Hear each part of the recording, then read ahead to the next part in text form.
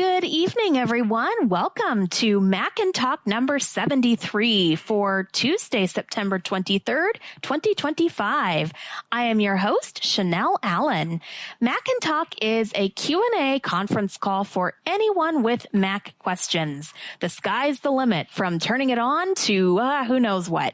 Whether you are considering the purchase of a Mac, or maybe you need some help and encouragement getting started with VoiceOver, or you could be a longtime Mac user with a question about an app or a feature, or you want to rehash how things went with macOS Tahoe. For whatever reason, I am glad that you are joining us now or later on via the podcast recording. And before we get to the best and the lengthiest part of this call, your questions, let's go over some iBug announcements. First of all, you can find us on the web, ibugtoday.org. There you may register to become a member. Registration is free. Participating in all of our programming is free. Basically, you enter your name and email address, and you will be signed up on our email list and receive notifications when we are about to have an event. And also on the website, you can find info about Mac and Talk, my email, info about the Mac training class. You can also listen to previous recordings of our workshops. Speaking of those, we do have social media. You can find us on Facebook, facebook.com/groups/iBugToday. That's a great place to exchange information in between calls. We are also on YouTube. If you just search for iBug Today. And what's great is our channel, things are uploaded very quickly, and it is organized into playlists. So you can find Mac and Talk. And there's even a playlist for one of the previous Mac training courses. We are also on your favorite podcast app or smart speaker. Just ask for iBug Mac and Talk, iBug Apple Workshop, iBug Buzz, and iBug Cafe. Lots there for you to listen to. As far as things coming up this week, we have It's iBug's Life. Now, all events are Central Time and at the same Zoom link. It's iBug's Life is facilitated by George Batiste. It's on adaptive living skills, and this month's topic is grooming and dressing. And that's from 7 to 9 p.m. On Friday, iBug Night at the Virtual Movies always begins at 7 p.m. with some pre-movie social, argle-bargle, music, trivia, jokes, all that good stuff. The movie begins at 8, and this week's feature is And So It Goes, part 2 of the Billy Joel story. I know the title is And So It Goes, and it was released in 2025. It is rated R. And then there's always a discussion following the movie. Then on Saturday, I've heard a rumor that we have this Apple workshop, and I think we're going to be talking about iOS 26. Well, we normally go there to hear all the Apple rumors and news and talk about apps and stuff, but this week's Apple workshop is devoted to iOS 26, and that is from 2 to 4 p.m. And then every Monday evening, you can join us for iBug Buzz from 7 to 9 p.m., where you can ask all of your iPhone, iPad, Apple Watch, anything iOS questions. The only thing we don't talk about there is Macs. That's why you come here. And speaking of that, let's go ahead and get into our intros. We'll go around the Zoom meeting and just say who you are, where you're calling from, and if you're joining us for the first time. And then we'll get into questions. So I am Chanelle, and I'm calling from Houston. I'm Robert Stewart. I'm from Chandler, Arizona. Welcome, Robert. I am Shireen, calling from New Hampshire, and it's my first time. All right. Welcome, Shireen. Glad to have you. Thank you. Hi, I'm Donna from Virginia, and it's my first time. Yep. And if those of you who are in the class, you just wouldn't mind saying that. So Shireen and Donna are in our Yes. Mac training class. Yes. All This is right, Pete, welcome. and I'm from Florida. Welcome, Pete.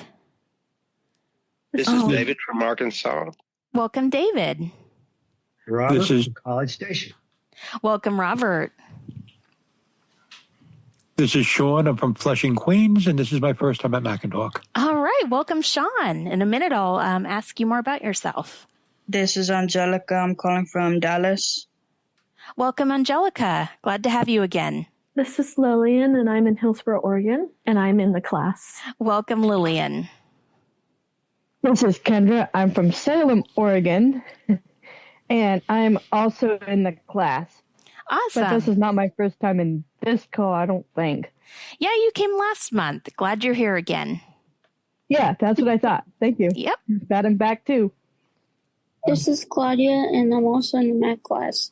Awesome. And this is my first time in this call. Yeah, but you're a long time familiar with iBug. Welcome, Claudia.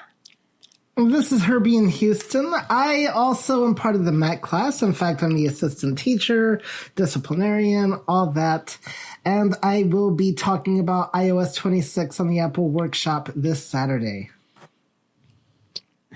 Shameless plug. This is Jessica from Massachusetts, and I'm in the Mac class. Awesome. Welcome, Jessica. This is Brad. I'm in Dallas. Not my first time, and I was in the Mac class 6 years ago. He was in the very first one. The very first one. Wasn't it? Yes, hey, so was I. But he also teaches I know, it. and I knew Herbie when he didn't know anything about the Mac. I know. Yeah. It's rather strange. Well, I barely knew anything then but they somehow asked me to teach it. Anyway. You're a quick learner. Quick learner. This is Paul in Columbus. Welcome, Paul. This is Christian. I'm also from Oregon, and I'm in the Mac training class. Welcome, Christian. This is Griffin. I'm in Texas, Houston, Texas. I'm in the training class. Welcome, Griffin. This is Cliff. I'm in Austin, and I've taken the Mac class also. And I also know Herbie and Brad when they still didn't know anything, but that's okay. Hey, but I taught Brad how to broadcast on the Mac, so it's interesting how these things All right, go. now. I recognized his voice. I did too. Okay, this is great. Have we gotten to everyone? This is Daniel, and I think I'm probably the only Canadian on the call. No, I think John is. Oh, okay, with John, you, yeah, he's here. Yeah. I'm from Ottawa, Canada, and this is my second time on the call. All right, welcome. Welcome back. This is Christina from Colorado. Hi, Christina. Glad to have you.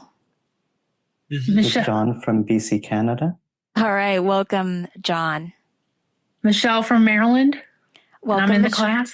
Yeah, glad to have you. Welcome, Michelle. Thank you. This is Tim in Indiana, and I was in the class last spring. Yes, you were. Glad you're here. Are we going to survive, Tim? Are we going to survive? This is Ed from Sacramento. I'm in the class. If you can survive Herbie's attempts at humor, you'll survive just about anything. Okay. Yeah, Tim survived it. Any of his cookies. I'm sorry, Ed. Ed. We interrupted you. This is Ed, Sacramento. I am also in the current class that's going on. Awesome. And this was my first time to Mac and Talk. Great. Welcome. We didn't hear Nicole. Is Nicole not here? She is. She might be muted for transferring vehicles and all that. So. And did Pete say hi? Because he's been in the Yes, class. he did. Yep. Okay. Yep, Pete said hi. I did, and I was in the class 4 years ago. Pete gives a good demonstration, man. Pete is actually so Pete, I don't remember if Cliff was part of the same class, but Pete was actually one of my earliest attempts at the review session. In fact, he was the second class, so he survived that. So Still hasn't recovered. No, he survived, but he hasn't recovered. I There's a survived. difference. Yes. I laughed right, when you so- said disciplinarian. I believe, so Sean, you said you're joining us for the first time. How did you hear about Mac and Talk and iBug? I heard about iBug through my VRT. Okay. Newly blind, a very experienced Mac user since the late 80s. Uh-huh. So I've got some questions. We'll come to them later, but yeah, I've got some questions about things. But okay. Awesome. Welcome. Well, you're free to ask your question at any time. I think Sean was our, aside from people in the class, and we're glad that all of you are here, but now I think we can open up to questions. So even if you didn't introduce yourself now, you can always feel free to jump in with a question later. So who would like to have at it? First one. Sounds like Sean came prepared. Yep. Okay. So I'm trying to get my Mac up and running with VoiceOver. Mm-hmm. Good luck. Back in my sighted days until 6 months ago, I was a person who remapped every single key mapping on the planet, including. That's great until you realize I've remapped control option space. Oh man. So right. I see 4 options on how to solve this, and I just like an opinions from the group how to do it. Number 1, I could sit with, because I'm sure it's not the only keystroke combination that's going to interfere with the voiceover. So I'm thinking I could sit with the sighted assistant, try to flush them all out, and remap the things I've already remapped. Option number 2, change my voiceover key probably to the caps lock key. Option number 3, I could build a new user on the existing machine, and that would take care of any mappings I had for that user and eventually solve this problem later. Or number 4, nuke the entire OS from low Earth orbit, but that would be weird because I'm not a Windows user, so wiping an entire machine for a simple problem is silly. So I'm just curious what everyone thinks about what the best option for me is. All right. Chanelle's opinion is what matters because we don't know actually, anything. yeah. So the way we do things is just to try to keep a little order, although we do diverge. But if you have a question or comment, you'll wait to say your name, and then I will acknowledge you or Herbie, but it'll probably be me. And then you make your comment or question and then wait. So not to put anybody down because we didn't specify that clearly at all. But one thing I can think of already is that VoiceOver by default uses either the caps lock or control option. So you should be good to go with just caps lock space. Does anyone else have any? Yeah, go ahead, Brad.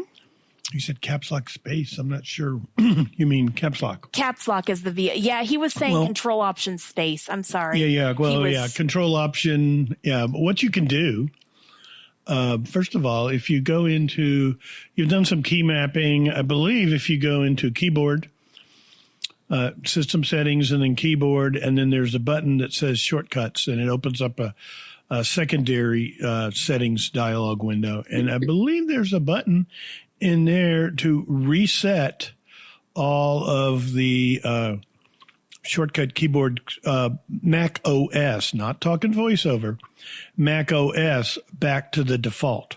Okay. And so I don't know how you did your key remapping or what you did it through, but I believe that'll reset all of those Mac OS keyboard commands back to their default. I think I've never done it, but I've seen the button. Other thing is you can do with VoiceOver, of course, you can go into VoiceOver utility, and in the file menu, there is a way to reset your VoiceOver settings back to, again, VoiceOver factory default. But if you're new and just started out with VoiceOver, chances are you haven't done any damage there. And as for your question about, excuse me, should you wipe and start over? It's not like Windows.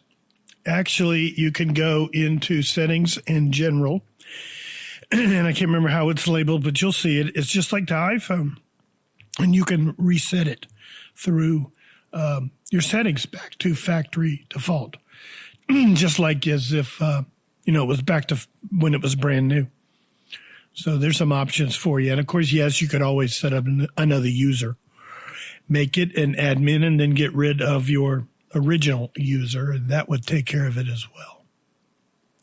All right. That sounds great. Definitely some good options for you, and good luck with that. All right. Who would like to ask our next question? This is Lillian. Yes, Lillian. So I'm a big Excel user for work, and a couple weeks ago, I was able to do the context menu to rename sheets. Today, for the life of me, I cannot do it. It makes I don't even know how to describe the sound, but it doesn't open up the context menu.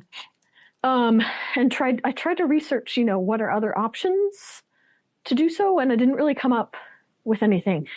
what would be the cause of the context menu not opening? B. All right, So great this question. is Herbie. Yeah. Just going back, I'm curious how you use the context menu to rename the sheet to begin with. So I would let's see. I would VO right. I would make sure I would out of the sheet, and then I would VO right to the like list of sheets, and then I would do the VO Shift M, and it would open up with quite a few things. Move and delete, rename. There was a bunch of different options. And I'm doing the same thing, getting to the list of sheets, but it's so you're not renaming. like Oh, go ahead. Go ahead. So you're renaming a sheet within the list of sheets, not the entire file, correct? Correct, yes. Okay. So my first thought is that there could be a focusing issue where make sure you use your arrow keys to focus on the context menu and bring it back up. Second of all, always try resetting VoiceOver, turning it off and turning it back on and see if that works. Didn't try that, but yeah, I'll try that because it says the sheet is selected. It's just, yeah. Also, I would also try closing out Excel and reopening it and see if that brings back the focus. Yeah, I tried signing out of Excel, signing back in. Not so much signing out, just closing out Excel. Yeah, I definitely closed out of it many times. So it's interesting that worked. I'm not too familiar with Excel. Yeah, it definitely works. So it's kind of a mystery. Okay. This is Brad. Yes, Brad. I don't use Excel on my Mac as much as I have experience with it on Windows. But on the Mac, have you tried looking in the menu bar? Because there's a lot of Excel features. The Mac always has a menu bar up there. Yeah, I didn't look in the menu bar. Look and see if it's in the menu bar. Okay. And out of curiosity, what are you running? Are you running Tahoe or are you still running Sequoia? No, I think I'm still on Sequoia. Sequoia.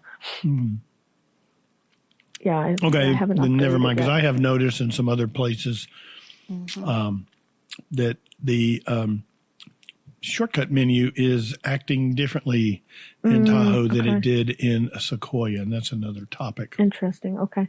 But yeah, check out the pull-down menus. Most everything is in there. Yeah, I will look at that. Sometimes I periodically have a problem with the context menu, no matter what app I'm in. And so, yes, resetting VoiceOver definitely can be a good workaround, or like Brad said, checking the menus. Sometimes even using VO command space and then go there to open context menu will open it for me, at least. And I mean, I haven't had your specific issue in Excel, but yeah, was somebody else trying to say something? Maybe not, but hopefully that gives you something to start with. Yes, it does. Thank you so much. Awesome. Next question, please. I'll go with Shireen. Okay. So I don't know the difference between the action menu when it says actions available and the context menu. I know one is VO command space and one is VO Shift M. This is Herbie. Hi, Herbie. I'll try my best to explain. So first of all, the actions menu is a VoiceOver specific function. Okay. It's not a Mac function, the VO command, VO command space. Mm-hmm. And that shows a list of, you don't use it often. Like I use it a lot in the Messages app because there's some things that the context menu will show, but it will not show like all the options. But the VO actions will. Another place you'll use VO actions is in notifications. But I see it pop up a lot. It'll, it's like added on to stuff. Yes. The actions available. Yeah, the hints. Oh, that's why you turn them off. Okay. Yes. Okay. But it'll list like the context menu will definitely. They both do similar things, but one is just a little bit more of what VoiceOver will see that's a bit more specific, if that makes sense. And maybe there's a better way to explain it, but And the action, I will tell you though, that the actions menu, like when I started off as a Mac user, I don't even think it was a thing. It wasn't. No, we didn't get it till like several OSs later, but we've had the context menu. So is the concept of them the same? Like, are they cousins? Like, are they related? Or? The context menu is definitely going to be used more, though. The concept is the same, but I don't think sighted people have an actions menu like the equivalent. No, it's a voiceover thing. It is a voiceover thing, whereas the context menu is accessible, as with voiceover and the keyboard and right. vision, whatever. So it's Okay, so which one is the context menu? The VO Shift M? VO Shift M. Yep. That's context. Okay, which they say is clicking. And you can think of. Go ahead, Brad. I'm sorry. One of my pet peeves is it is a context menu, but on the Mac, it's called the shortcut menu. Correct. It is. I know you've corrected me on that one before. But it is contextual because the menu changes. I see. But it's always good to learn the proper terminology. It is, so. and I had it right in my lesson. At least I thought I did. I know you did. I thought I did. I tried. No, it was good because then I could correct my. Yeah, go ahead.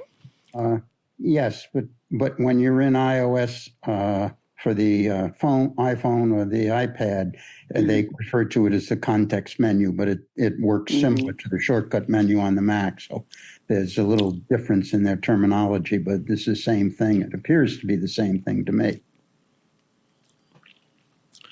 It is, but it isn't. It opens a menu when you tap on a button sometimes. So it's not really the same thing. But yes, they do tend to call it a context menu over there. Okay. Yeah. This is Robert. Yeah, go ahead, Robert. I'd like to ask a follow-up question about the actions menu. And I'm still on Sequoia, so I can't blame this on Tahoe. But I frequently, when I bring up my Mac and I'm sitting at the desktop, I'll have an option like there have been 2 files added to your Dropbox. There's an action menu. And frequently when I go into the action menu, rather than giving me the choices of clearing the Dropbox notification or doing something productive, I get to a page that just says scroll. And it doesn't give me the correct options for the actions menu. Is there, I think it's a bug, or this is Brad. Is there a way around it? Go ahead, Brad. Yeah, what you got there, Dropbox, is giving you what they call on-screen notification. And you can, of course, control these by going to system settings and notifications and selecting Dropbox. But what it's doing is it's putting it's a little rectangle. It's a little notification box in the called a persistent. Some are persistent, some are just there, and then I can't remember what they call them, and they go away. But I believe the Dropbox ones that you're dealing with are persistent. So what you want to do is start off with VON, and that is going to tell you if there are on-screen notifications, not to be confused with the notifications area that you get to with VOO. But VON will open up a menu. A sighted person would see it similar to the actions menu, but it's a rectangle box that opens in the middle of the screen. If there are none, you do VON. It just says no notifications. But if there are one, this menu will open. There could be more than one. You arrow down and you'll say Dropbox. So you press VO space or enter. And now your focus is on there. But the thing about it is, there's buttons and things that a mouse user can click on, but for some reason, beginning with Big Sur, they changed how these things go, and they're not voiceover accessible. You can interact with the notification and read what it says, but here's where you then need the actions menu. So you do your VO command space, you'll open the actions menu, and you'll probably find a dismiss button or there could be other choices that actually open a menu that would open if you click on a button with your mouse. And then there's a couple of choices in there, but I think that's what you want to do. Start with VON and then use your action menu, because then you know your focus is on that on-screen notification from Dropbox. This is Robert. May I ask one more follow-up? Sure, go ahead.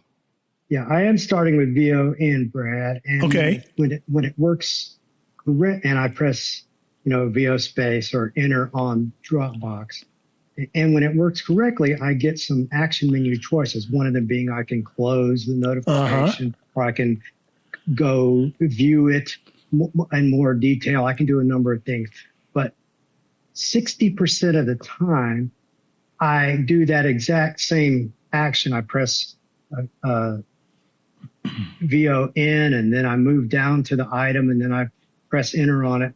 Instead of taking me to anything I can use, I get in this screen that just says scroll area, and I interact with the scroll area, and I have some stuff there, but nothing that does anything. And I don't know why this happens, 30 or 40% of the time when I do exactly the same thing every time. Well, do you then open the actions menu and do you find a dismiss button? No, all I have is this scroll area. I don't try opening the actions menu, because there's some buttons there. And dismiss, I know, is one of them, or cancel or something like that. Or you could do like I did. I got tired of all those Dropbox notifications. I just went to system settings and notification and turned off my notifications from Dropbox. I don't need to know every time that Chanelle added, I don't share a Dropbox with Chanelle, but Chanelle added 2 files, Chanelle deleted 2 files, or whoever I'm sharing a Dropbox, I'll get a notification, and I don't care. I don't need to know this. I just went and turned them off because it was nice, but after a while I got tired of it, and I got tired of having to clear them and having to fool with them. And so you can just turn them off. Well, this can also happen with Dropbox. It can happen if, for example, there are updates from the App Store.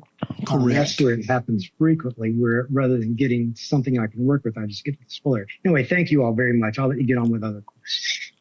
That's a great question, and it's sometimes a little confusing to know what to do with the persistent notifications versus the regular ones that just appear there. So you've got a couple options to try to work Banner, with. That's what they're called. Yeah, banner pops up and goes away. I knew I'd remember. Yep.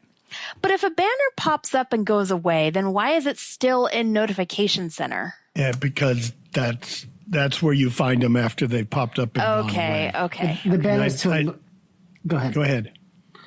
I was going to say the banner is to alert you that the notification's there, but it's still listed in the history in case you couldn't get to it right away. So, whereas the other person sees it and then it goes away. For us, VoiceOver reads it and then it goes away. But you can go VOO and go to the notification center and you can find them and deal with them there. But then the other ones that don't go away are still being seen by a sighted person. No matter what, they just stay there. Yeah, they stay there, and you have persistent notifications. Yeah, and the only way to get to those is VON. Then correct? VON is for on-screen notifications. Okay. Yep. And then you select it. Now your VoiceOver is focused on it. And right. It used to be we could interact with it and go to that dismiss or cancel, but they did something in Big Sur. Apparently, the actions menu has been around from before then. Okay. But I never was aware of it until Big Sur because, I would just be frustrated. There'd be these things on the screen and I can't remember what I was. I may have heard of it, but I never had to use it, so I just ignored it. You use the actions menu. And then I found out the actions menu, I don't know how long it's been around, but it'd been around before Big Sur. I just never needed it until Big Sur. This is Robert with one final comment. Sure. Go ahead, Robert. I think just talking about it, Brad, you fixed it for me. I just went to my desktop and there was one from Dropbox.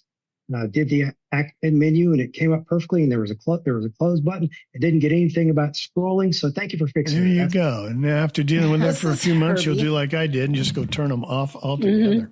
Yes. Herbie, go ahead. So just a reminder, though, too, that for those of you in the class, remember what I said about things being similar on macOS with iOS. You can go to the actual notifications in the system settings and adjust like the default way notifications work and all that too. So. Yep, and we haven't even gotten to system settings yet, and we probably won't even be able to talk about notification. But you can look up a ton of stuff there in system settings. But I'm just drawing a parallel between macOS and iOS. That's all. Yes. Okay. Well, let's go ahead and take on a new topic if everyone's ready. This is Soraya. Can I ask you a question? Oh, okay. Oh, I think I heard. Was it Soraya? Soraya. Yeah. I'm sorry. I just wanted to let you know I made it. I was trying so hard to get in, and I didn't realize today was the Macintalk. And That's I was okay. like, what's happening? That's okay. Glad you're here. The notification that you were absent has been removed from the roll sheet, so you're good. All right. Let's go on. I think who had the next question? Shireen has a question. Go ahead, Shireen. Okay, so long story short, I'm using, for the purposes of this class, I'm using my husband's development machine because it allowed me to update to Sequoia. Right. But the one that I really have, at the end of this, he wants his development machine back. But mine is one of the older Macs that only would go to Sonoma. Would I be able to use Sonoma effectively? Yes. Or is it kind of like under the water after you learn Sequoia and Tahoe? This is Brad. Go ahead, Brad. Fine. You'll be fine. Sonoma is new enough that you'll be fine, and it's also very problem-free. Okay. Because it's been around a while. They fixed it all. No, you'll be fine. There's some, I can't remember what was introduced. Ooh, I remember what was introduced. You still have commanders, not the new commands. I wish I could get that back. I missed those. Oh. I don't know what that means. Will I? No, you don't. don't But wanna when you do, you'll be glad that you have Sonoma. So they took something that wasn't broke and they fixed it. Which means it's one of those. That's what Apple does. So, but What no, was you'll be that? fine. I didn't catch what you said. The switch from Remember commanders to commands. Commanders? Oh, that. Oh, And they yes, introduced commands with Sequoia. I'm still miffed about remember? that. Yes, I'm still miffed about that. Yeah, he's saying I'll be blessed with commanders. You It's will. simpler. With It's a Sonoma. lot simpler. It's a lot simpler. Learn. Yeah. Yeah, it's a lot simpler. But you really won't lose any functionality that I can really think of. I think you'll be just fine. What kind of machine is it?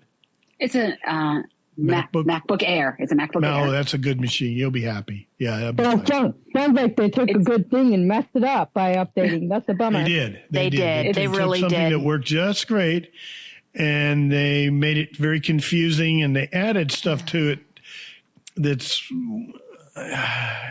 it's beyond what I need.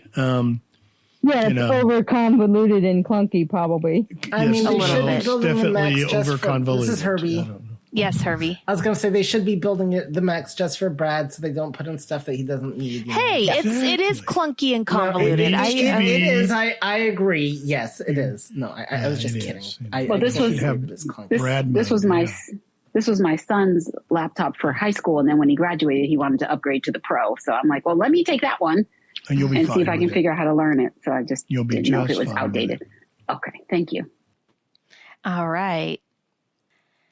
Okay, who would like to ask our next question? This is Soraya. Go ahead, Soraya. I just wanted to ask, will this be recorded, so I can have a copy of this sent to me? Because I missed quite a bit. Yeah, typically Macintalks are up on the iBug Today website because this is Macintalk. This is not it's part of class, but and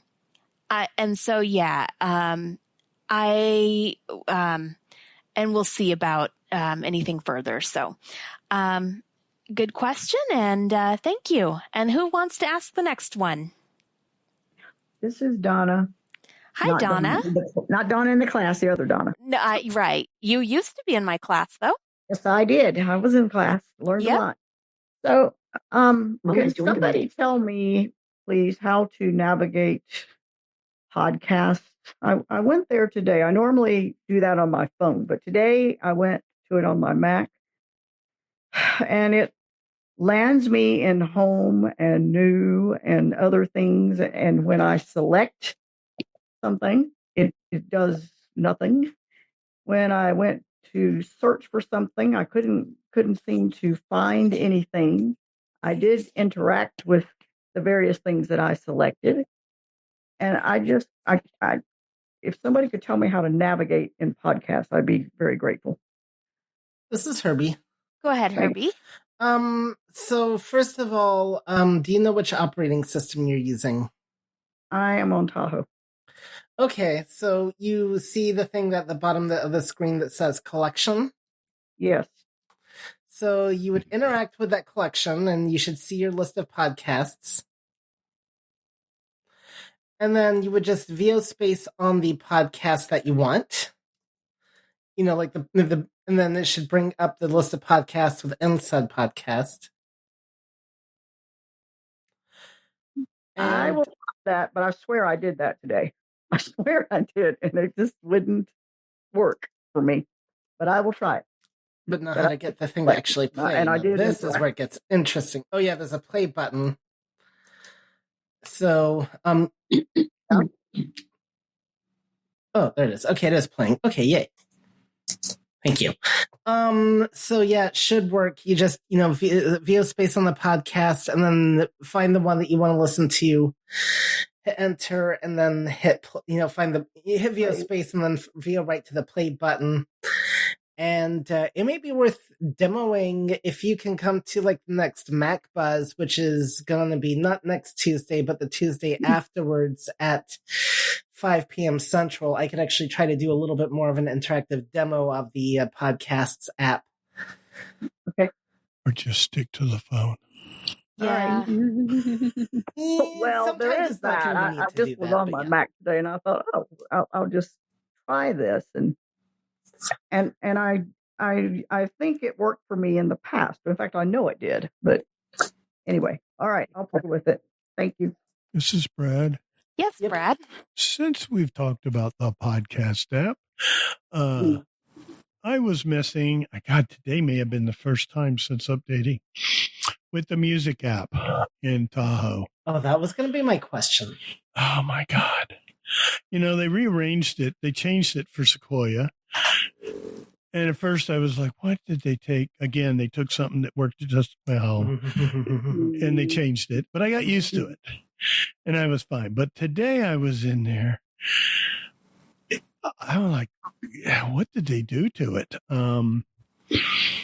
don't even know how to begin to explain what I'm so lost about. I go in there and it used to be you'd open it up and you start on the grid where I left mine on albums. So it's always there. Interact, and I can navigate or type the first couple of letters, then VO spacebar, open it up. I'm right there on the list. What do they call it? The list of tracks, and I can interact. VO right arrow to the third column. That's where the songs are. Yep. VO up or down on it. VO spacebar to start it playing. Man, this time it always starts way up at the top. I don't even know where it is. Haven't figured that out. I don't know if it's in the LCD section, but I'm way up there at the top. I have to navigate. When I get to the sidebar, it's always on home. I navigate down to albums or something like that. I stop at interacting with the sidebar. VO right arrow. There's the vertical splitter, VO right arrow again. Now I'm in the grid, interact, and there's my familiar albums grid. But when I get to an album, VO spacebar, it opens and I'm way back up at the top again. And I was able to get something to play, but then to get out of it, I could not figure out, I used to stop interacting 2 times, VO left arrow, the close button, close it, I'm back more or less by the grid. I have to interact. It made sense. Granted, I've spent 10 minutes with it, but I don't know, Herbie, you spent any time with it? Yeah, so I can summarize what Brad said real quick to explain to everybody. And this will make sense, I promise. Not that Brad wasn't. So here's the deal with the music app. They messed it up. Great. That's what I thought they did last year, but I learned. Oh, you thought it wrong. was fun. I can't remember who said she's still on. I am so frustrated with the new music app. First of all, they've moved some things around. So, like the play thing, like how they moved the search bar on the phone? Well, they've done the play function. It's now kind of like in the middle of the screen instead of at the top. The search results can be before. Like, I'm having a major problem where when I want to search for something in the search bar, it decides that it knows what I want to search for. Correct. And is going to start autofilling for me. I've kind of figured out sometimes escape might work, but then it erases what I was originally searching for. Is there anything in settings for like auto, like in Safari, you can turn on auto preload, top hit, suggestions, whatever you can gotten that far yet. Turn all that off. As somebody who doesn't use the music app, I'm just kind of sitting here going, I've been looking, and I don't think I've seen anything even new in the settings. I can't remember the lady who said she's going to be on Sonoma. You are so lucky. It's me, Shireen. You are so lucky. No, Sequoia Music App wasn't that bad, but Sonoma, oh yeah, you got the last of it before they started getting radical with it. Yep. You'll be happy. Well, thank you. Does anyone else? Oh yeah, go ahead, Robert. Just wanted to give a quick follow-up to Donna, I believe, podcast app. I just went into it while you all were talking, and I was able to interact on collections, as Herbie said, and then I was able to see the podcast I'm subscribed to. You didn't say whether you had already subscribed to various podcasts or not, but if you have, and you go into collections, you can see what the ones you subscribe to, at least I can. And then if I interact on one of them, and I think I also had to press VO space on it, I was able to see a specific episode that I might want to listen to. And if I VO'd right, I was able to see a play button. So, give it, if you subscribe to some, I have no idea how it works if you don't have any podcasts you subscribe to. But if you have subscribed to some, you might give it a try one more time by starting out by interacting on collections. Thanks so much for checking into that. That's great about this call, is we can do real-time research. So thank you. And this is Herbie. Yes, Herbie. One other thing I want to whine about too with Apple Music, and it's a big deal. So it used to be with Apple Music, like when I could search for a song, I would interact, like saying the song in the most relevant results at the top results. And I'd find the song I'd want, I'd interact with it, and there were options to either add it to the library or there'd be a more button, and I could go down to play or add to playlist or whatever I want. And that's gone with this latest update in Apple Music. Actions menu, VO Shift M. Yep, I tried those. Actions menu, the only option I get is press, which I can do without the actions menu, and that brings up the album, which is not what I want. There's nothing under the context menu. This is Shireen. Yes, Shireen. How about Spotify? Yeah, that's what I use. Good questions. One, first of all, Spotify is way behind the times. They only now introduced lossless music. Apple Music had it for several years, including Dolby Atmos. So, like, they're way behind. But I've heard that was their only advantage. And now that Spotify has lossless, then they blow Apple Music out the water. When it comes to the phone, I am a big Apple Music fan on the phone because I feel like it's a lot more intuitive. The one advantage for me with other music services is they do better in the figuring out what other songs you might like. Right. That aspect, I think they do better with Apple Music, but you mean better with Spotify? I have a converter program that works with Apple Music that I use for my radio shows, and I never liked how it worked with Spotify. Honestly, so you have a different use for it. That's what I heard about. But I really, when it comes to Apple Music on the phone, I don't have any problems with it whatsoever. It's so weird where the search button bar is now, but I can live with that. Right. Spotify. Did you move it to the bottom, right? That's a system-wide thing. I have no at the bottom. Yeah, I had to find it too.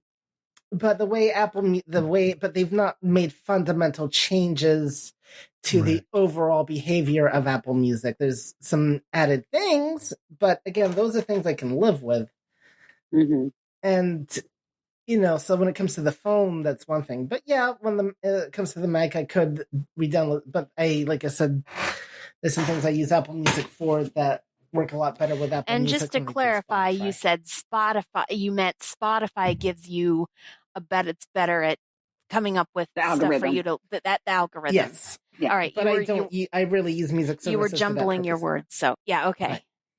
Right. I wonder if you could report the bag to Apple because it sounds like there might be some accessibility issues here. So I'm not sure if it's a bug or if it's the way they just rearranged it. Yeah. Yeah, but if you can't get to the stuff to add it to the playlist or whatever. But I don't know if you can visually or not either. And I'm thinking you can. It's not it is voiceover accessible. It's just understanding what they have done to it. Right. And, that makes sense. Yeah. Yeah. Well, since we're not going to solve Apple Music, do we have any? Okay. No, we should try to at least open it up to other questions, and we could, possibly come back to this later. But it doesn't sound like there's really a whole lot we can do with it. Won't help. Yeah. So not other than giving Apple feedback and saying, "Hey, this is not working for me. I wish you would rearrange it back or do something to make it a little bit more." It won't happen. Technically or functionally accessible in that sense. This is Herbie with a new topic. Yes. New topic, new OS. So I know Chanelle's noticed this because she's asked me about it, and I'll give you my workaround. But has anybody noticed now if you open up a link in Safari, it's a lot of times will bring up this image thing? No, I've not noticed that.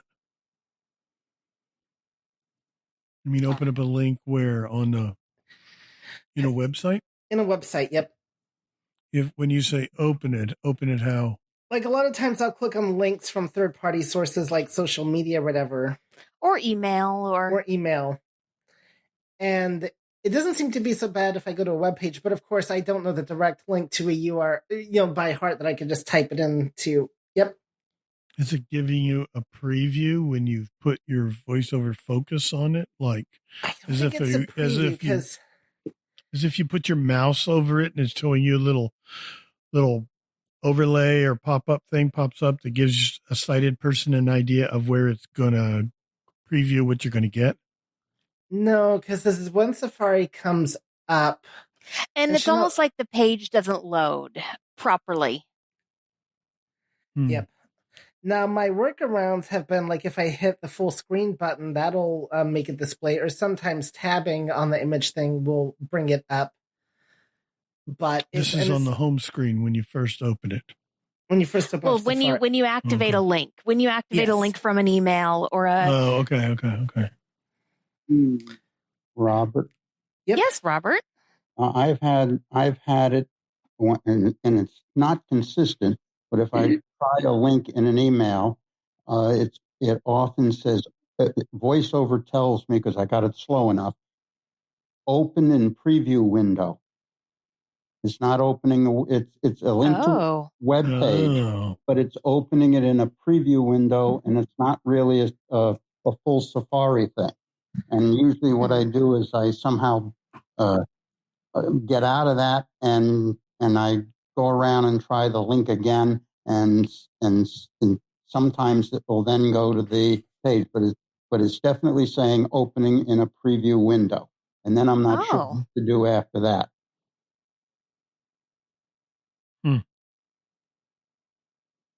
Interesting. And you're running Tahoe, Robert? I haven't upgraded to Tahoe yet. Okay. I'm still on what is Sequoia. Yeah. This is Jessica. Yeah, Jessica. Hi, I've had that happen. Actually, I had that happen in an email a couple days ago, and I just quit Safari and then tried to open the link again, and it worked. Yeah. That's what you. Yeah. I didn't know. Yeah, we don't quite know what it is either, but quitting Safari and reopening or going to that full screen view does work for it. When you get there, find that in the view menu. Okay. Yeah. Isn't it? Okay. I actually have a question. Sure. I don't know, does anyone use I have Downcast on my Mac because it does the chapters. I don't think the Apple Podcast app does. I think it does actually now, but yeah. Oh, okay. Well, I paid for the Downcast app now, so anyway, so does anyone know if there's like a quick way to get to the chapters? Because I found it in the menus somewhere. I can't remember where. It was sort of buried. Just wondering if there was a quicker way to get Herbie. there. Go ahead, Herbie. I don't use Downcast specifically, but I can tell you where I would look is like under the context menu with VO Shift M, see if there's anything in there. It might let you there might be some type of shortcuts to, I don't know if you right arrow around too, but it just depends on how the app is designed, of course, too. So the menu bar would show you shortcuts, though. Like, if there was a keyword associated, the context menu doesn't tell you, or the shortcut menu does not tell you what the shortcuts are. No. If there are any. And so you might find the shortcut under, like if Downcast has a play menu or a navigate menu or something to that effect, there might be chapters under there. Okay, yeah, I was confused because I think it has play and navigate. So yeah, I don't remember where I found it. And this is Herbie. Mm-hmm. So did they make a different version of Downcast for the Mac, or is it an iPad app? It's a different, like I had to actually buy it for the phone and then buy it again for the Mac. So I guess it's a different version. Okay. Then there might be built-in shortcuts. And I was going to say if it was an iPad app, then it's probably less likely to. But you might actually have some, so. This is Donna. Yes, Donna. I'm dreaming. I'm hoping this is true. You know how much I hate voiceover right now. So I'm just curious, does anybody know if the voiceover tutorial's better in the new update, or if it's just as bad or worse? Tried it. I haven't looked at it. I doubt it because they just redesigned it last year and it hadn't changed as long as I've been using a Mac, which goes back to 2013. So They one of those things they didn't do a good job. Yeah, they kind of fixed what wasn't very broken. So that was another, Yeah. See, maybe if people would quit telling them to fix voiceover in the first place, and some of these things wouldn't get broken. But that's just my opinion. This is Christian. I have a quick question. Yeah, go ahead, Christian. I was just wondering what people would recommend for a writing app. I know there's text edit, but I was just wondering for someone who is new to voiceover and is trying to do more writing, is Word beginner friendly for voiceover, or should I stick to text edit for now and then try to learn Word later? This is Herbie. Go ahead, Herbie. I think I would try to learn Pages before I try to learn Word, just because Pages is more, it's a little bit more similar to text edit than Word is. Okay. I'm not sure if I completely agree with Brad on whether Word works for a new voice, because what's tricky about that is it's kind of more Windows based in a way. So like if you're a JAWS user, you might actually do fine with Word on the Mac, but honestly, I don't. It can be an interesting experience. Or I guess Google Docs. I was using Google Docs when I could see, but I use that all the time. This is Brad. I would recommend text edit, and the reason is it's simple. It's going to teach you the Mac way of doing things. Okay, the Mac way of navigating text, the Mac way of getting around your document. And what you learn in text edit is also applicable to the Mac's Mail app when you're in the Mail composition window. Everything you learn in text edit is the same in the Mail composition window of the Mail app. Microsoft Word is very confusing. I would not recommend it to anybody who's a beginner. And And even once you learn text edit and you're proficient with it, navigation in Word is going to be different. It is. It's not like Windows. It's not like Mac. It's got one foot in each world. It's a little, and all the Office apps are a little strange on the Mac. I mean, but I would not recommend it to someone new. Text edit. It will allow you to save and work in a Microsoft Word format, DOCX. You cannot do that in Pages. Pages, you only work in a Pages format. You can export to other formats, but that's not the same as working in them. So I recommend if you're getting started, unless you want to jump into the deep end of the pool and start doing fancy stuff, references, footnotes, you cannot do that in text edit. It's a very basic text editor, and it will allow you to also work in plain text if you choose. And people that write code can use text edit because you can write code in text edit and then import it into whatever else you want to use it in, VS Code if you so choose. But it's just a great way to get started learning the Mac way of doing things. And that's why we cover it in the class. Yes. Yep. And this is Herbie. Go ahead, Herbie. Yeah, I mean, because Pages is great for if you need more advanced stuff that you can't do in text edit. Like a great example is because what got me into Pages early in my Mac, because I need to do things with footnotes, and there's no way to do those in text edit. Nope. But otherwise, I mean, text edit, that is your best tool for writing. It is simple. I use it most of the time now with the writing I do, which I don't really do any major writing, obviously, but with the, for instance, like I send out a lot of recipes to the cooks list and stuff, and those are all edited in text edit, and things like that. So you'll find that for your basic needs, at least, it's a pretty good workhorse, and it's very simple. And you said you can make it go over to.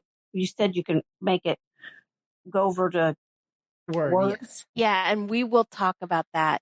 You all had a pretty visceral reaction to Google Docs, right? Yeah, see, even Brad and I agree on that. Well, it's web-based, okay? So you're not learning. Mm-hmm. You're not really learning anything. You're learning how the web. It is a web-based app, and I would not. And that's confusing enough if you know what you're doing. It's I have a everything's bunch of a little stuff in different Google from Docs doing it on still. Windows. Yeah, well, I hate it and only use it when I have to. So yeah, it was just one that I've previously used. I have a lot of stuff in there from when I was when I could see. Windows? No, I used it on Mac. But she could see Docs. recently. That's when I could see. So I'm pretty new to vision loss. Well, so then you'll be all right if that's what you want to do. But if you really want to learn you're learning to use the Mac, use text edit. That'll teach you the Mac way of doing things. All right. Yeah, get through this class, do the things that we do, and then you'll have the skills to be able to branch out and try other applications. That's the bottom line. Okay. Great. Good advice.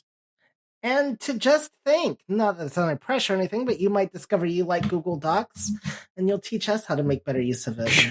Sure. I just have so many.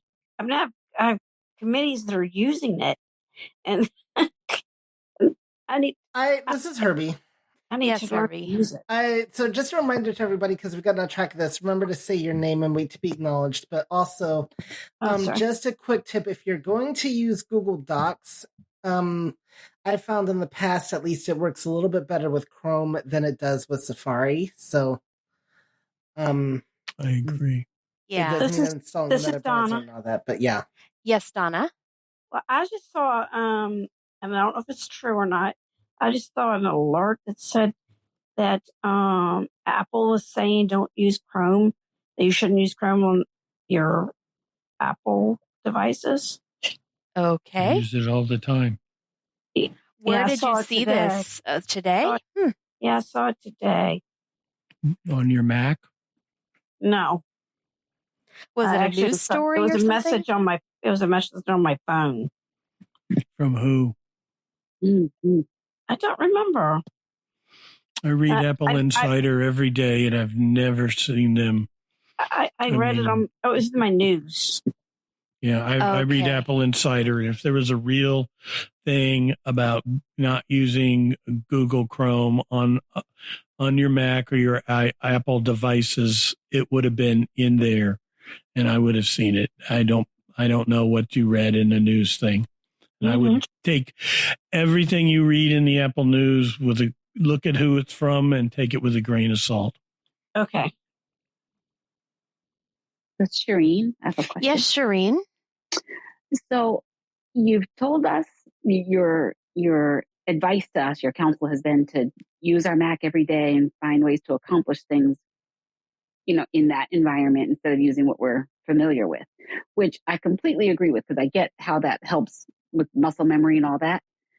But I'm feeling lost about what to try because I feel like we've really just learned some navigation stuff, but I don't, I already tried mail and I made a mess of that. So I stopped trying that. I don't know where to go or what to try. I mean, right.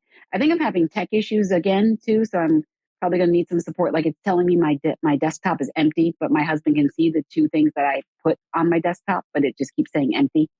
So there's weird things going on. And I did like, command space to do a spotlight search because I was reviewing the first link that we had. That's part of our homework for the second week. I was reviewing that and some things that were confusing at first made a little bit more sense. So I said, well, let me try some of this stuff.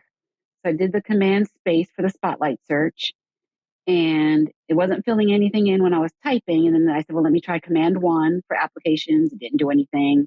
Command 2 for files didn't do anything. Command 4 for clip. So I'm like, I don't know. So I'm trying some of that. But then I guess my question is, what kinds of things should we be trying until we get to some more meat of... This is Brad. Hi, Brad. Go ahead, Brad. Use it. Well, like she said, you're learning something new. It's like learning a foreign language. The more you use it, becomes every day to you. It's a bit of a steep climb in the beginning, but I would say use it for. I mean, I guess you're coming from Windows. No, I'm coming from nothing. I'm coming from my iPhone. I'm coming from my iPhone. Okay. Oh, wow. Well, I would say do the things you normally do every day. Do you read email? I read email, but I can't figure out how to navigate the email. Like we don't have time to teach it in here, but it's not. It's a really pretty simple email program.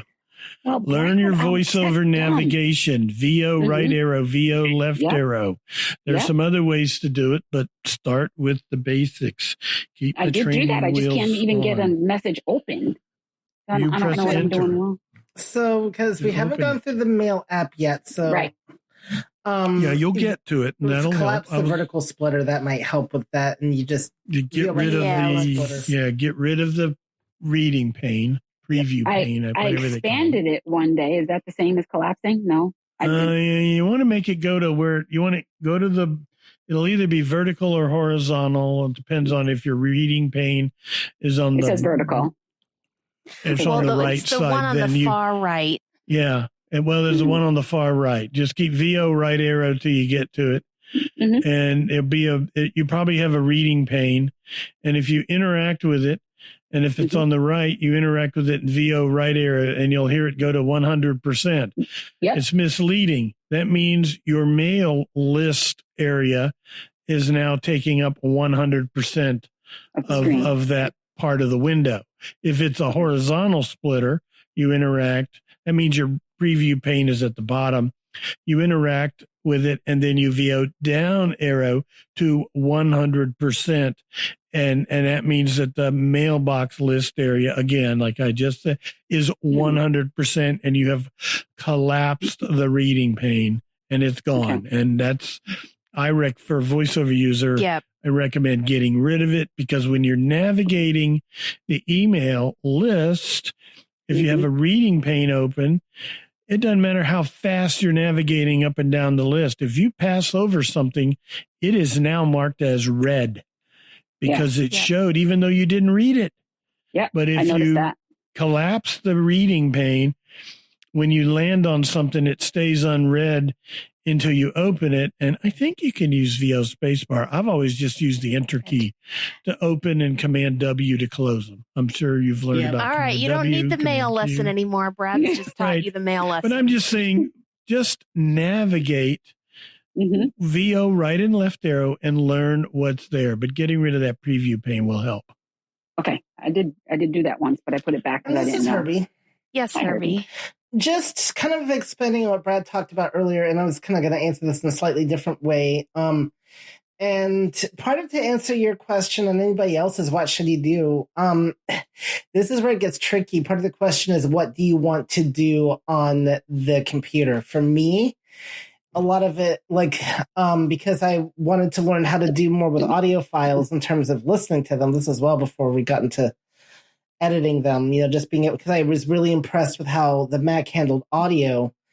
That got me into VLC, and because of some things that I had that worked best in a playlist form, that gave me opportunities to figure, I used more for like audio files rather than in text edit, doing things like select all and open and how to navigate Can I playlists. ask or stop you though? Because she was at, what do they practice now in the beginning? I mean, we're getting into more stuff, but what do they do in the beginning before we really, we're laying all For the now, foundation, Robert? that is, I would say, go ahead, Robert.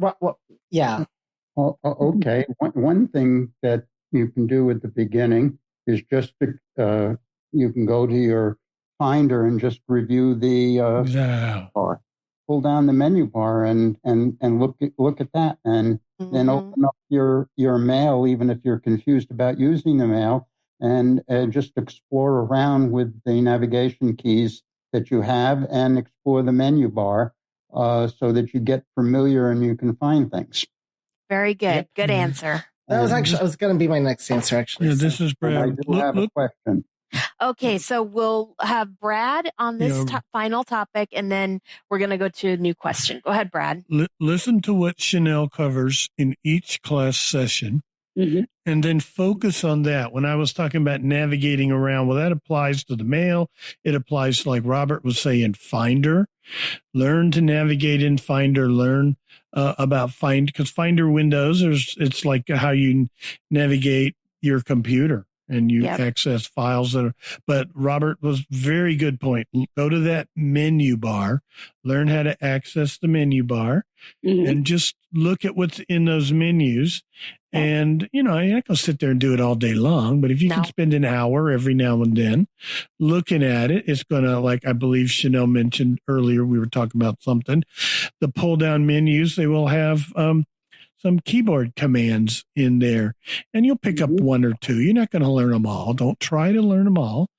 But most importantly is not to know it all, but know where to find it when you need it. The next best thing to knowing something is knowing where to find it when you need to. So you'll go through that stuff and you'll go, oh, I know I saw this someplace, and you'll go through those menus and you'll find it in one of the menus. You may not remember which one, but the more you do it, the more you become familiar with it. But just review the materials she teaches in class. And guess what we do when we introduce each new app? We always go to the menu bar. We haven't done that yet, but we spend every time we introduce a new app, we're always going to go to the menu bar and take a look at what's there so you can get ahead of the game by doing that. So I definitely do. I definitely have gone through the menu bar in the dock, and I've opened up all of the menus along the bar to read down.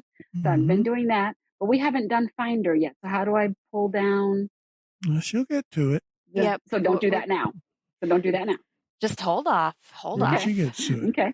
So I'll just keep going to the menu bar in the dock and open. How many weeks of class have you had? One?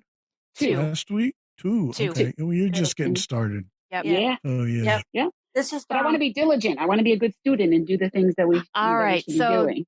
Donna, and then we're going to move on to Robert's question. So, when I recently did try to go into the menu bar when I went into messages or the mail.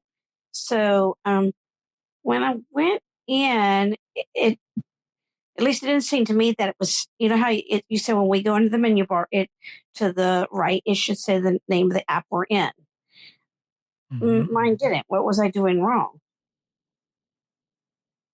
So, or did I miss something somewhere? Well, so when you went to the menu bar, if you did VOM, the first menu that you would land on is Apple. And then let's say you were in Mail. If you pressed right arrow or VO right, the next menu would be Mail.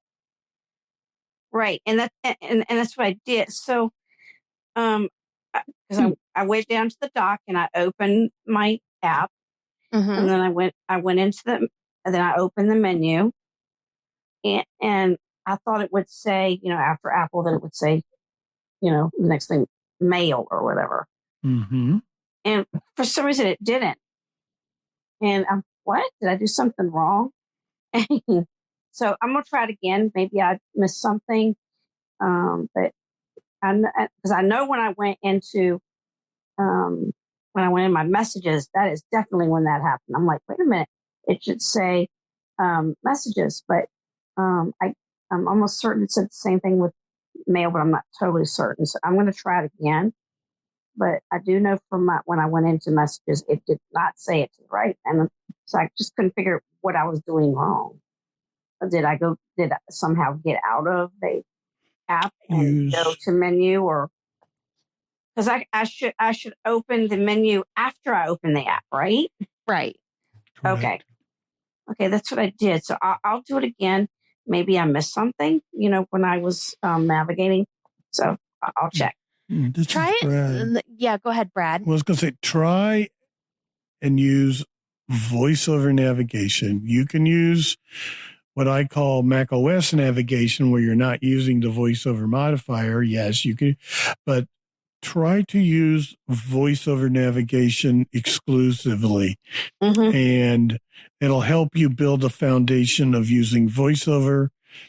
Plus, for the unless you change a setting, when you get to the end of the line, voiceover won't wrap around. Right. And Mac OS, and that'll get you lost. You don't realize you reach the end of the line and now you're back at the beginning because it wrapped around.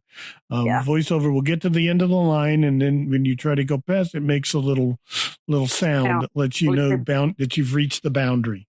That's what they call that sound, boundary reached. So, So that might be what I did. I didn't. I might have been using just the key. That is a possibility that I may have just been using the arrow. They should have both done the same thing. They really should do the same. Because I teach, and we kind of maybe have a different, I try to teach Mac OS navigation wherever possible. But I mean, it's good. And there's a reason for both. It's good to build your foundation with voiceover keys. But then it's also nice not to have to, constantly hold down VO keys as you're navigating your Mac. So, I do really want to get to Robert's question. Yeah. And I feel like some of these issues we can talk about in class if you no, it's fine. I'm going to go back and retry. Yeah, great. Because I really could have missed something. Because, when I'm doing everything, I'm so focused on so many of the same thing, different things all at once. And it really could be I just didn't hear something. So, yeah, I will try again. All right. And I'll update you. Sounds great. Okay, go ahead, Robert. This is bringing back great memories because I was in the spring class, so I had a lot of fun. And that's how I did it. I explored. I would go. You can go to the Finder by going VO Shift D, and you've got your desktop. And if you do the menu bar, you find out you got the Finder on the second press, and you say, "Oh, that's the Finder." Okay. But my question, I was exploring web pages, trying to work on actually my banking website, which I've been having some problems with, and I got something I was not overly familiar with, and that was a tab group. Give me an overview on what I do when I encounter a tab group. And it looks kind of like a table. I think it's the list of my transactions, but it says a tab group, and I was not able to navigate it when it would go past it and then go back, and it wouldn't interact, I don't think. And I know it had something to do with tab, but I don't recall what to do with it. And this was in Safari? This was in Safari. This is in Brad. A website. Yes. Go ahead, Brad. I ignore them. This is a way that they came up with a couple of Mac OSs ago. You know, when you're in Safari, you can view web pages in windows, separate windows, or you within a window, you can have multiple tabs. Okay. And a tab group is a way, maybe you've got a web search and, you know, you did a Google search and then you went to the search results and you saw one. So you chose to open it in a new tab. And then you went back to your search and you found another search result and you opened it in another tab. So now you've got several tabs open. You can, if I understand this, because I don't use them, you can group those tabs into a tab group. So it really didn't have anything to do with the page of your banking website. It is Safari tab groups. And to be honest with you, I've never figured it out. I have my own way of doing things. When I start something new, I may open a new Safari window, and I'm notorious for having half a dozen windows with a number of tabs in each window, and I tend to leave them open and get back to that later. And then I can leave that alone and minimize them and then open another window and start another thing I'm doing, you know. So, and I believe you're seeing that button in the toolbar of Safari. No, this was actually in the web page. I had to cite it. My daughter was with me. It was in the web page. I had gone into my online banking audio submenu. Mute my audio button. Well, then I don't know what it is. And she said there was a box around an area which was a list of transactions. Could be, yeah. And when that appeared, VoiceOver said that I had encountered a tab group. And then I wanted, and she said, well, what you want is inside that box. And I tried interacting and it didn't work. So it was within a website. The website was there was only one tab open in that website, and it was in full page mode, so that my daughter could see it. Not that I could. Did you try Control Tab? That might change a tab within a window. Okay. And that might, if it is in fact another tab, that might be it. But I really don't know. And then there was something about tab groups I remember seeing in VoiceOver Utilities someplace, and I haven't had a chance to go back and look for that yet. It'd be into the web category, probably. Web category of VoiceOver Utilities. VoiceOver Utilities. And I think there are 3 choices or 2 choices under that. And I have to go back, and I haven't found I don't have an explanation for it. I guess I could just try switching them and see whether it makes and then go back to the website, go through the sign-in process and see whether it gets me into what I want. Okay. Thank you. Yeah. One of those interesting conundrums. Every website is so different. So, all right. Who has our next question? And thanks. I see people who have come in, kind of as the call has gone on, and welcome. Glad you've been here listening. Kendra. Yeah, go ahead, Kendra. Okay, so I was just looking at some bug reports on iOS on Tahoe, and there are indeed some bugs with like menus and links and stuff like that. And I saw something about degrading features, and so be aware of that. I'm sorry, what features? Like degrading features that were not as good with Tahoe as they used to be. Okay. Yeah, there's always trade-offs to choosing when to update and when to hold off. If you rely on something heavily, I've encountered a few Braille bugs with Tahoe. Yeah, and I saw that as well, but I was really looking for the to see if there was anything like specific to Safari, just to see if there was. Right. I didn't see anything specific to Safari, but I did see some specific to links and menus. Interesting. So yeah. what exactly? All This right. is Herbie. Yes, I don't want to spend too much time on this, Herbie. Okay. Well, never mind then. But thanks, Kendra, and it's always good to keep in mind. I just wanted to, point that out to you all so that way when you guys are like, okay, I can't figure out this link or menu, you can go Google up. And I would Google up something like bugs with Mac OS 26 rather than Tahoe because it won't still pop up anything but. And going back to the scrolling screen thing, there is a bug relating to that as well on Tahoe. The what? I'm sorry. So, like, how someone was talking about, I get on a notification or something like that, and it says scroll, scroll, scroll. Tahoe does have a bug with that. All right. I haven't seen anything, but we have about 10 minutes. So does anyone have any other questions? Is anyone encountering any other problems with Tahoe? Any other Mac questions from how to turn it on to, like I said, the sky's the limit? And by the way, I've not updated to Tahoe or anything like that. I just looked up the bugs out of curiosity because people were talking about possible bugs earlier. Right. And so I was just doing like live research, like what you were talking about. Hey, I love this podcast because people are doing live research, and that was kind of what I was doing. Thank you. I appreciate that. All right. Yeah, you're welcome. That's always good. Who would like to ask the next question? If you've been here and thinking about it, don't be shy. We'll leave it open. This is Soraya. Oh, I think I heard somebody else. Who is that? Soraya, and who else? Did I hear Giza? Yeah, it's me. Hi. Hi, go ahead. Hi, thank you. I have a quick question. It's regarding the Safari. Maybe it's relating to Safari security. Okay. So what's going on?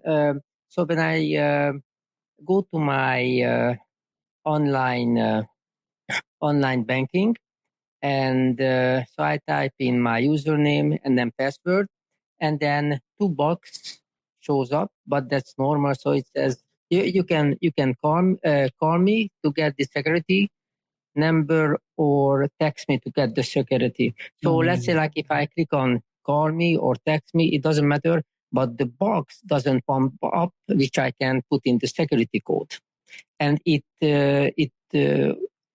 never had any problem just since the upgrade. So how are you getting to that box? Are you using VoiceOver? Yes, VoiceOver, and then I just tap there. Tab, you said? Yes.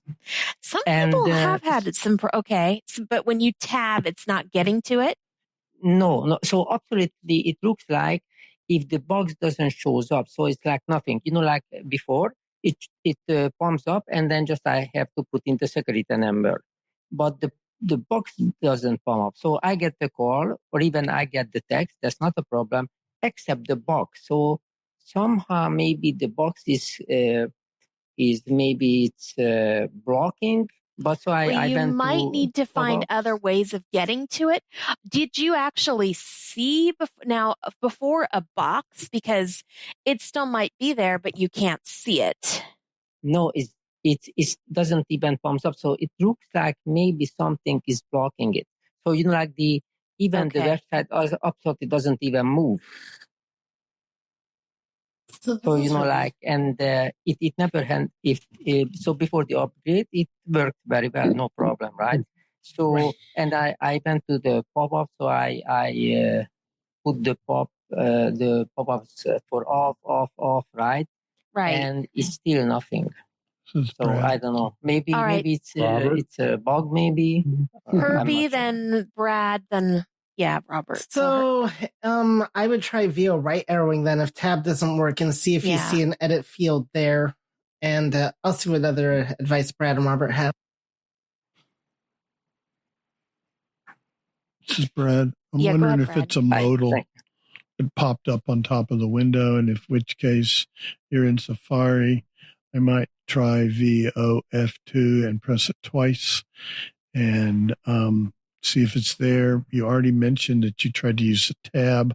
I've seen that sometimes these pop up on top of the current page, and tab sometimes gets you there. Whereas VO, right, left arrow, doesn't do it, but tab, it's like jumping to a different region or something. I hate modals that pop up. Sighted people, it's great. They see them, they go, they click on them. Sounded like you said it was either chat or text or something like that. So it's like, how can we help you or something like that? You can help me by getting rid of this damn modal. But they want you to they want to know if they can help you that way. So that may be what it is. Yeah, because he can't find the box to type in his code. So try, like Brad said, VO F2 to see if there's anything additional open that's kind of blocking your way, or if that pop-up is in another window. Or again, Command Tab might do it too. Yeah. Yes, Robert. Yeah, Robert. Thank you very much. Thanks. That sounds like the way my banking app works when I do when it does the two-factor identification. It's a pop-up window. Yes. I go right through it, and I make sure that text is selected, and I go down until I see a next button. And when I do VO space on the next button, that pop-up refreshes, and there's a text button at the top. And usually I don't, until I hit that next button, I don't get the message on my phone. And on my new Mac here, I don't even have to take my phone out because it pops up right underneath that text window that I can touch my finger on the Touch ID, and it puts the code right in. So that might be something you're looking for. You're looking for a next button. Keep VO writing. It's usually at the bottom of that pop-up. At least the two bank accounts that I use with, that's the way they work on both banks. Okay. Yeah, I will try all of it for sure. Let's see if it's work. Great. Okay, guys. Thank you very much. Thank you. You're welcome. Thanks. Soraya. Yeah, go ahead, Soraya. I had a question about something from last week's lesson. What is the difference between the sound volume, the system volume, and the voiceover volume? This is Herbie. Right. Go ahead, Herbie. Okay, so the sound volume is the overall system volume level of your Mac itself, so it affects everything. Whatever you're listening to, voiceover, and TV, Zoom, blah, blah, blah. Voiceover volume, it cannot get any louder than the system volume, but it can go lower. So, it's relative to the system volume. Yeah. Yeah. And so basically, it's, you can set the voiceover volume, all the way up to 100%, but, it is, but it's separate from the system volume. And so it can get lower than your, like other things on your system. If that makes sense. Says Brad, if you set your voiceover volume at 80% and then you adjust your system volume, everything is going to get louder or softer. VoiceOver will stay at 80% of the system volume. If you want VoiceOver to be a little quieter relative to the system volume, you might turn it down to 70 or 60. And that way VoiceOver isn't as dominant. Maybe you just want to hear little messages or VoiceOver talk a little less quieter while you're primarily listening to something else, like a Zoom call. And but your system volume will raise and lower them both. Yep. Thank you. Very good. Thank you. Well, I think we've pretty much come to the end of our call. We have a little bit left. Join us later this week for It's iBug's Life, iBug Night at the Virtual Movies, the iBug Apple Workshop. And then we meet again on the 28th of October for Mac and Talk. And there's a whole bunch of other things in between. We've got our iBug Unplugged, Vila Book Club, Cafe, you name it, we've got it. So definitely come check out some of those things. And thanks for all of your questions. And we will see you next time. Thank you for your help. You're welcome. Thank you. Yeah, thank you for doing that. All right. Have a good evening. Thanks. You Have a good too. evening. You too.